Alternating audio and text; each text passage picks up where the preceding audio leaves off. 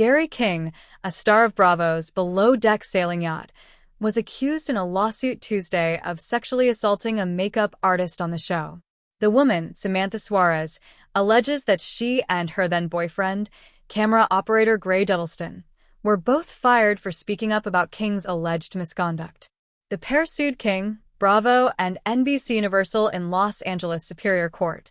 They are represented by Brian Friedman and Mark Garagos, who have filed a series of similar suits as part of Reality Reckoning over the past 18 months. Bravo declined to comment on this story, while reps for Banijay did not immediately respond to Variety's request for comment. Suarez alleges she was held hostage in a hotel room by King on July 3, 2022. According to the suit, King asked Suarez to sleep with him in his bed after he got drunk while completing interviews for the show.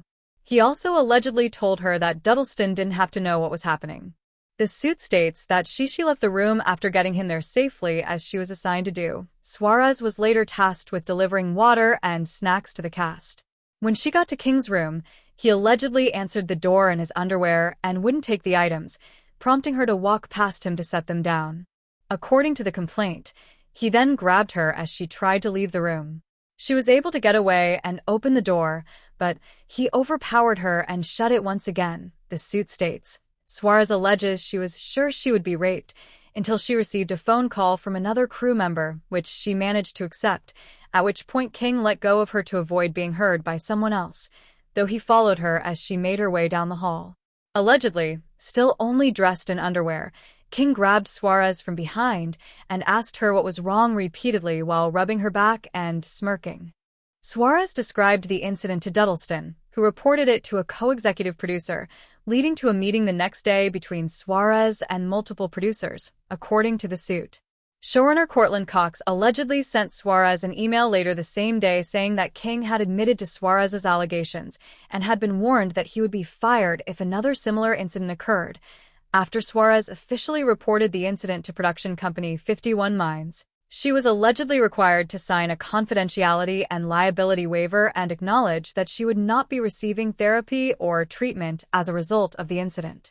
Duddleston later saw King untie the bikini tops of two female cast members without their consent, make lewd remarks to a female audio technician, and grab the genitals of two male camera operators, the complaint states.